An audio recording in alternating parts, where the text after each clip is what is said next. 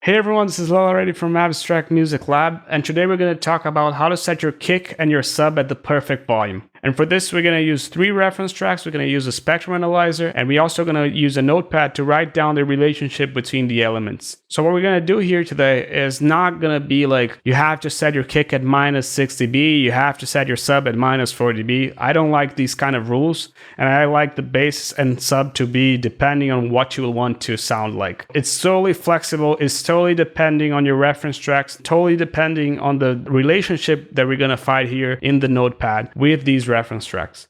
You can either use Ableton's stock analyzer, which if you use this one, you have to put the blocks to 16,000 and the refresh rate to 40 milliseconds, or you can use Voxengo span. I'm using the plus version, but you can use the free version that works pretty well as well. And you need to use these settings over here. So for overlap, you put it the highest possible, and for average time, you put it the lowest possible. It also helps if you toggle the max here in the second type. So this way, whenever we play something, it leaves the max frequency over here, and we can later try to find the kick and the sub using these tools. The idea of this tutorial is not to find a specific perfect volume for the kick and for the sub. Is to find what is the perfect volume for your needs, for what you want to sound like. It totally depends on your reference tracks. So step number 1 is finding reference tracks that you really like. And I would suggest you to use reference tracks that are really well received in the market. If you're doing progressive house, as we're doing here today, choose tracks that you like, choose tracks that have a lot of supports from DJs and from producers, choose tracks that people like to listen to and that you like to listen to. You like the relationship between the kick and the sub. Step number 2 is actually to find the relationship between these elements. So let's dive into the project right now and find the relationship at Lafayette right now. If we listen to Lafayette, you can see the kick over here. If we go over here,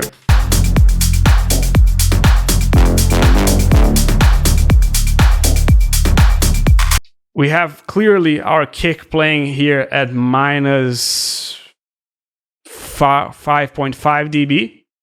Okay.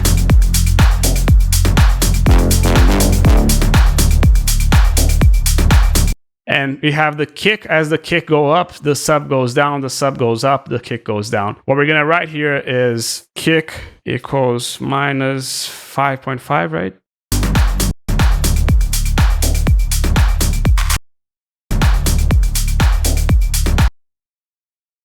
Minus 5.7 dB.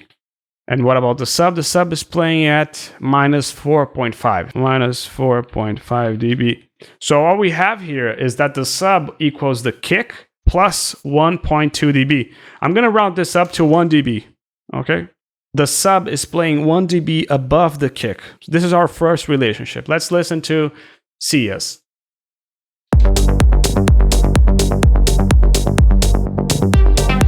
This is a tough one because the kick and the sub are playing at the same frequency. So I've looked over this track and I found this spot over here that becomes a little bit easier because the kick is playing but the sub is playing on a different note. This way it's easier to see where the kick is and where the sub is. So let's go. We know that over here we have a part that has a kick and a part that doesn't have a kick. Let's listen to the part that doesn't have a kick to find where the sub is playing first. Now, we see that the sub is playing here at minus 5.4. Let's write it down over here. Minus 5.4 dB. What about the kick? The kick is playing over here at minus 1.5, 1.6, 1.5. Let's put 1.5. Minus 1.5 dB. In this track, the sub equals the kick minus 4 dB. I'm going to round this again. Instead of the plus 1 dB that we had in the first track, we're going to have here sub equals kick minus 4 dB. Let's see in the next track, which is again from Cassian. You listen here, the boom, boom, boom. Listen again. This is the sub over here. The sub is playing at minus 6.4, minus 6.4 dB. And the kick is playing at, the kick is this one. Yeah, the kick is this one. The kick is playing at minus 5.1 dB. Sub equals the kick minus 1.5 dB. We have three relationships over here. Let me show them all at once. In Lafayette, the sub equals the kick plus 1 dB. But at the same time, Cassian did another track in which the sub equals the kick minus 1 dB. The same artist, in one track, he used the kick plus 1 dB, and the other track, he used the kick minus 1.5 dB. So if you want to get the same low-end vibe from Lafayette, for example, your sub should be 1 dB ahead of your kick. If you want to get the same vibe as Nova, your sub should be minus 1.5 dB from the kick.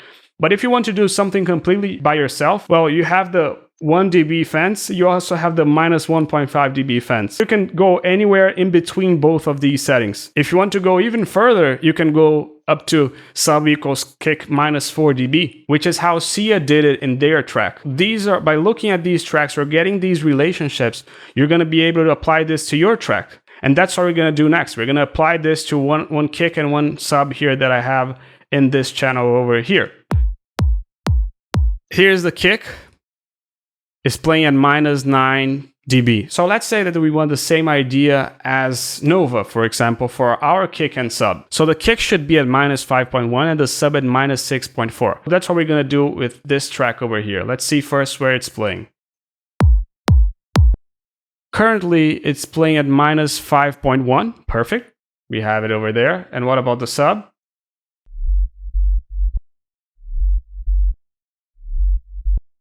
Minus 4.5. So if we wanted to play at minus 6.4, we had to lower this in 2 dB.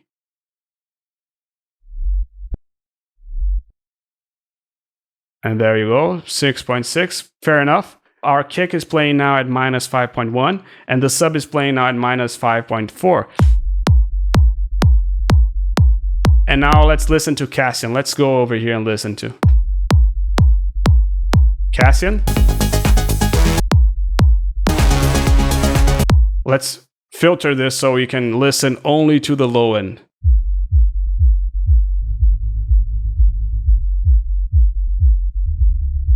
You see, it's the same relationship. The rhythm of the bass is different, but it's the same volume, it's the same relationship. Cassian, mine. Cassian, mine. It's the same relationship. By doing this, we are able to grab the relationship that tracks that we love. That, let's say, for example, you love track A.